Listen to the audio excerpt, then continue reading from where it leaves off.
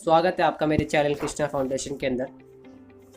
इस वीडियो के अंदर हम बात करने वाले हैं आपके मॉक टेस्ट की। अगर आपने मेरे प्रीवियस मॉक टेस्ट नहीं लगाया है तो आप जाके लगा सकते हैं। मेरे जो डिस्क्रिप्शन बॉक्स के अंदर आपको लिंक मिल जाएगा मेरे टेलीग्राम चैनल का, वहीं के सारे पीडीएफ आपको मिल जाएंगे। ठीक है, तो बात करते हैं हम अपने नेक्स्ट मॉक टेस्ट के ऊपर।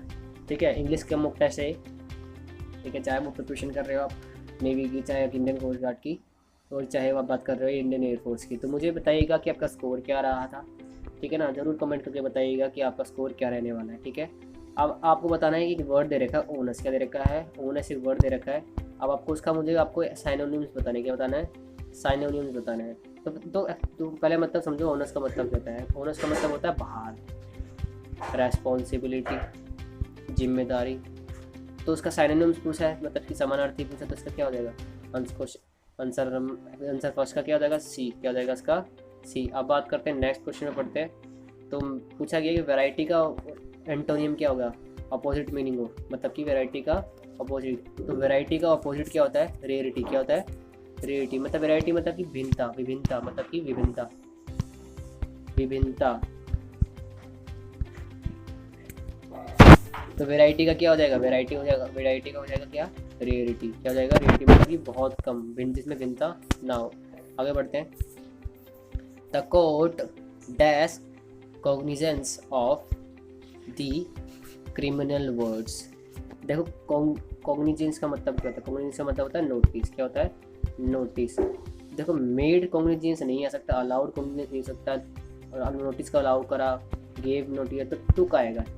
टुक कॉग्निजेंस मतलब took notice, take notice of the criminal words. ठीक है ना, आपको समझ में आया होगा। ठीक है, अब आपसे पूछा गया क्वेश्चन नंबर 4 में क्या पूछा गया, क्वेश्चन नंबर 4 में पूछा गया कि यहाँ पे क्या आना चाहिए। क्वेश्चन नंबर 4 में क्या आना चाहिए, देखो, dash wins the civil war way there will rejoicing at the victory. Rejoicing मतलब क्या होता है, जॉय, ट्रायम्फ, अगर आपने पता हो तो। रिजॉइसिंग का मतलब क्या होता है, इसका मतलब होता है ट्रायम्फ। ठीक है, तो बात कर लेते हैं हम what is wrong with here, क्या हो गया इसको।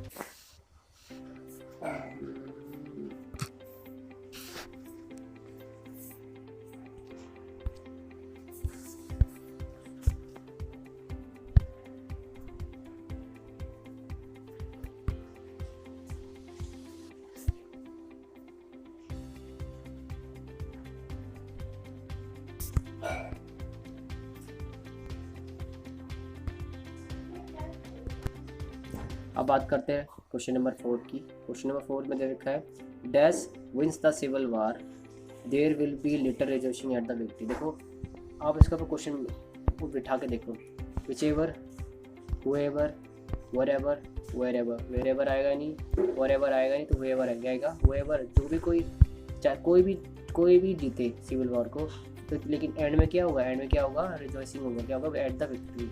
ठीक है, सभी जश्न बनाएंगे, चाहे वो एक पक्ष जीते चाहे वो दूसरा पक्ष जीते। अब बात करते हैं 5वें क्वेश्चन की। बात करती है as he got older his believe in this principle did not, क्या आना चाहिए मुझे बताइएगा इसका। आप यहाँ पे आना चाहिए विथर। क्या आना चाहिए, विथर। क्या आना चाहिए, विथर। मतलब as he got older his believe in this principle did not wither. Wither का मतलब क्या होता है, something which you can not easily shakeable, जो ईजिली शेकेबल ना हो, दृढ़ हो। तो यहाँ पे क्या आएगा, यहाँ पर आ जाएगा विदर। शेक नहीं आएगा, वेवर नहीं आएगा, शेक और नहीं आएगा। दृढ़ता के लिए किसी भी चीज़ की, इसलिए जब हम इंसान की बात करें शेक और वेव तो आएगा नहीं, विदर आएगा। क्या आएगा, विदर आएगा। अब बात करते हैं क्वेश्चन नंबर 6 की। क्वेश्चन नंबर 6 में पूछा गया everyone in the world is accountable to God dash for his action. देखो याद रखिएगा, अकाउंटेबल हमेशा क्या फॉलो करता है, प्रपोजिशन फॉर प्रोविजन फॉलो करता है, अकाउंटेबल फॉर हिज एक्शन, याद रखिएगा। ठीक है, your father use to be a principal of this college. आपको बताना है कि यहाँ पे क्या क्वेश्चन टैग आएगा। क्वेश्चन टैग, अगर आपने मेरी क्वेश्चन टैग्स वाली वीडियो नहीं देखी, आप जाके देख सकते हैं। ठीक है, मैंने बताया था, आगे याद रखिएगा, कोई भी सेंटेंस अगर पॉजिटिव है तो क्वेश्चन टैग नेगेटिव आता है, और नेगेटिव है तो पॉजिटिव आएगा। ठीक है, और बताइएगा क्वेश्चन टैग, जो क्वेश्चन टैग आएगा जो सेंटेंस में जो वर्ब यूज़ की गई है वही क्वेश्चन टैग पूछा जाएगा। तो देखो ये देखो, माय फादर यूज टू हो गया, इसका मतलब क्या है, पास्ट इंडेफिनिट पूछा गया है। तो इसी तरीके से पास्ट इंडेफिनिट ही आएगा, ठीक है ना। Your father used to be the principal of this. अब बात करिए फादर की बात करिए तो फादर के लिए ही आएगा, जरूरी ही आएगा, ही आना चाहिए, ही आना चाहिए और पास्ट आना चाहिए, पास्ट इंडेफिनिट आना चाहिए। देखो सेंटेंस पॉजिटिव है क्या आएगा, नेगेटिव है, पास्ट इंडेफिनिट नेगेटिव आना चाहिए, ठीक है। तो यहाँ पे क्या आएगा, यहाँ पे आ जाएगा डिडंट ही, क्या आ जाएगा, डिडंट ही, क्या आएगा, didn't he. It is time for इसे टाइम फॉर, ये आपको मुझे बताना है क्वेश्चन नंबर 8 के अंदर कि क्या आना चाहिए, क्या आएगा, इसमें एरर क्या है मुझे बताइएगा। देखो मैंने आपको, अगर मैं आपको हिंट दे देता हूँ, याद रखिएगा it is high time, it is high time चाहिए, इट इज़ टाइम हमेशा याद रखिए पास्ट क्लॉज हमेशा फॉलो करता है, याद रखिएगा। इसी high time to done this work, है ना। तो हमेशा याद रखिएगा कि जो इट इज़ हाई टाइम चाहिए, it is time for, it is time, तो ये हमेशा याद रखिए पास्ट क्लॉज को फॉलो करता है। तो एरर कहाँ पे आएगा, बी आ जाएगा, किसमें आ जाएगा, इसमें आ जाएगा, क्या किस आ जाएगा, बी में आ जाएगा, क्या आ जाएगा, बी में। ही who suffered most for the cause let him speak। मुझे बताना है कि he who has suffered the most for the action। देखो अगर आपने सेंटेंस 9 अगर 8 को सॉल्व कर दिया तो 9 भी आराम से सॉल्व हो जाएगा। मुझे बताइएगा इसके अंदर आपका क्या आंसर आएगा, ठीक है, मुझे ज़रूर बताइएगा। अब आगे बढ़ते हैं क्वेश्चन नंबर 10 की। अब आपको क्या है, डिटेनिंग एंड कन्फाइनिंग समवन, किसी चीज़ को कन्फाइन कर लेना मतलब कैद कर लेना और डिटेन कर लेना, ठीक है ना। तो उसको क्या बोलते हैं, वो उसको बोलते हैं इंटेरोगेशन, क्या बोलते हैं, इंटेरोगेशन, ठीक है। Science of race of mankind, याद रखिएगा science of race of mankind किसका मतलब क्या होता है, इसका मतलब होता है एथनोलॉजी, मतलब कि एक ऐसी स्टडीज़ में क्या होता है, मैनकाइंड की मतलब कि मानव की रेसिस का अध्ययन किया जाता है, याद रखिएगा मानव की रेसिस का, समझते हो ना। Find the correctly spelled word, यहाँ पे करेक्टली आपको करेक्टली स्पेल्ड वर्ड बताना है। करेक्टली स्पेल्ड वर्ड कौन सा, देखो सेवरिटी तो है नहीं, सुपीरियरिटी भी नहीं है, इसमें आई आना चाहिए, गलत है, इसमें सोवरेनिटी भी गलत है। तो क्या हो जाएगा, क्वेश्चन नंबर 30 इसका राइट आंसर हो जाएगा, क्या हो जाएगा, right answer. Find the alternative which best expression the meaning of the idioms fields. तो याद रखिए आपको एक फ्रेज दे रखिए कोल्ड कंफर्ट, इसका आपको मतलब बताना है। देखो कोल्ड कंफर्ट का मतलब क्या होता है, फॉल्स, किसी चीज़ को झूठा दिलासा देना, किसी को झूठा दिलासा देना। तो इसका क्या हो जाएगा, कुछ आंसर नंबर सी हो जाएगा, क्या हो जाएगा, answer number C, slight satisfaction. Cold comfort का मतलब क्या हो जाएगा, स्लाइट सेटिस्फिकेशन। अब आपको बताना है कि वॉइस दे रखी है, आपको वॉइस चेंज करके बताना है, the chief minister will be addressing the meeting. देखो चाहे वो एक्टिव हो चाहे पैसिव हो, याद रखिएगा सेंटेंस में तो सेंटेंस तो चेंज रहता नहीं, होता नहीं है, सेंटेंस की जो वर्ब होती है तो चेंज होती नहीं है ना। अगर सेंटेंस इंडेफिनिट है तो इंडेफिनिट रहेगा, बट क्या होता है सब्जेक्ट होता है वो ऑब्जेक्ट बन जाता है, जो ऑब्जेक्ट होता है वो क्या होता है, सब्जेक्ट बन जाता है। देखो क्या लिखा है, इसमें लिखा है the chief minister will be addressing the meeting. Question में क्या पूछा गया, बोला गया है जो चीफ मिनिस्टर होंगे वो क्या कर रहे होंगे, एड्रेस कर रहे होंगे, लोगों से मिल रहे होंगे, द मीटिंग के अंदर लोगों से मिल रहे होंगे। तो देखो chief minister will be addressing the meeting, the meeting will be addressed by the chief minister. क्या आना चाहिए मुझे बताइए आप। देखो याद रखिए विल तो सेम ही रहेगा सब में, विल। देखो याद रखिएगा तो डी तो होगा नहीं। The meeting will be addressing will have to be address, मुझे बताइए क्या आना चाहिए, अगर आपने पता हो तो will be addressed by the chief minister. इसका आंसर क्या हो जाएगा, ए, क्या हो जाएगा इसका आंसर, ए। ठीक है, बात करते हैं क्वेश्चन नंबर 15 की, identify the indirect speech. Deepak said to Mona you are punctual. देखो पूरा Deepak said to Mona you are punctual, क्या पूछा गया, यू आर पंक्चुअल। देखो दीपक सेड टू मोना, देखिए याद रखिएगा जो सेड टू होगा वो किसमें बदल जाएगा, वो टोन में बदल जाएगा, और मोना के साथ क्या आएगा, दैट आएगा। और याद रखिएगा कभी भी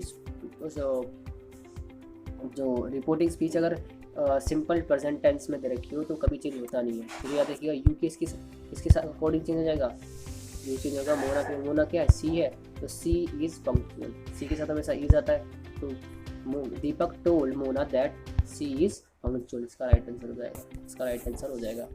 अब आपका दे रखा है, क्या कहते हैं, ये आपका कॉम्प्रीहेंशन दे रखा है, आपको इसका को पढ़ना है और उसको क्या करना है, इससे आपने डिराइव करके क्वेश्चन आंसर दे रखे हैं। अगर मैंने जैसे अगर आपने मेरी प्रीवियस मॉक टेस्ट नहीं देखे तब जाके दे सकते हैं, उसमें भी एक चीज़ बताई गई है। क्या बताई गई है, बताइए मैंने कि अगर आपको चुटकियों में सॉल्व करना है कॉम्प्रीहेंशन, सबसे पहले तो आप जाके क्वेश्चन पढ़िए, क्या करिए, सबसे पहले क्वेश्चन कीजिए, पढ़िए कि क्वेश्चन में क्या पूछा गया है।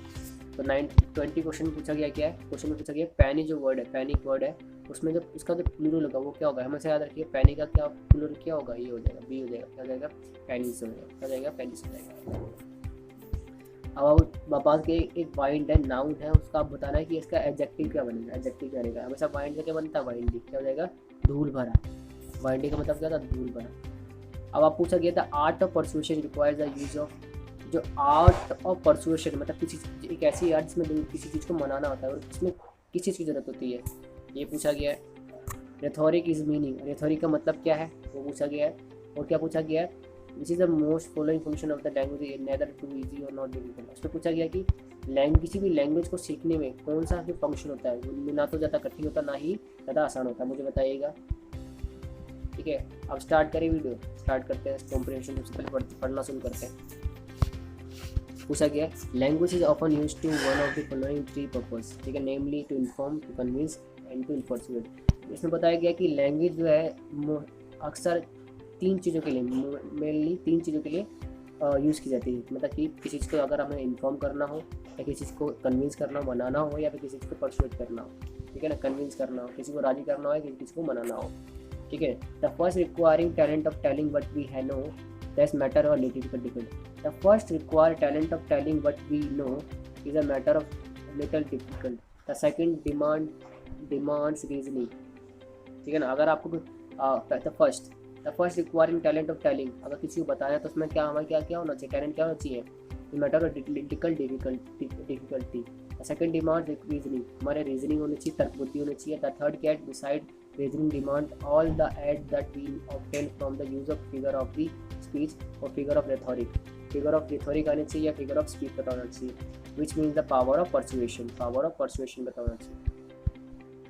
विच one among the following function of language is neither too easy or too difficult. इसमें बोला गया है, देखो याद रखिएगा, कौन सा लैंग्वेज का ऐसा फंक्शन है जो ज़्यादा ना ज़्यादा आसान है, ज़्यादा मुश्किल है। तो language is use to perform the following three purposes, namely to inform, to convince. The first require talent, the second require other beside available work, not all the add we can obtain from this figure to inform। याद रखिएगा, I think इसमें कुछ miss out है, शायद पूरा का answer second फिर मैंने मिस आउट कर दिया है, ठीक है ना। तो इसका आंसर क्या होगा, आंसर क्या होगा, इन्फॉर्म हो, क्या हो जाएगा, इन्फॉर्म हो जाएगा, क्या हो जाएगा। रेथोरिक का मतलब क्या है, रेथोरिक का मतलब होता है मीन्स ऑफ, रेथोरिक का मतलब क्या होता है, मीन्स ऑफ कम्युनिकेशन, क्या होता है, अगर means of communication. Art of persuasion requires क्या होता है, अगर हमें किसी चीज़ को मिसाल, अगर हमें किसी चीज़ को परसुएट करना है तो उसके लिए कौन सा टैलेंट चाहिए, क्या चाहिए, तो हमें हमेशा इन्फॉर्मेशन और टैलेंट चाहिए, भाई इन्फॉर्मेशन होना चाहिए और क्या होना चाहिए, टैलेंट होना चाहिए, याद रखिएगा। क्वेश्चन इसमें बोला भी गया, लेकिन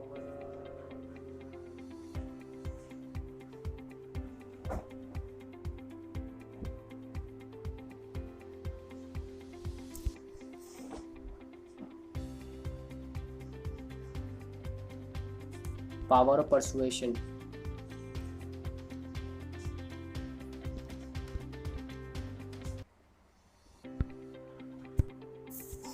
देखो क्वेश्चन नंबर 18 में क्या आएगा, देखो क्वेश्चन नंबर 18 में आएगा तो the art of persuasion requires के लिए क्या होना चाहिए, आपको फिगर ऑफ स्पीच का पता होना जरूरी है, फिगर ऑफ स्पीच का पता होना जरूरी है, याद रखिएगा।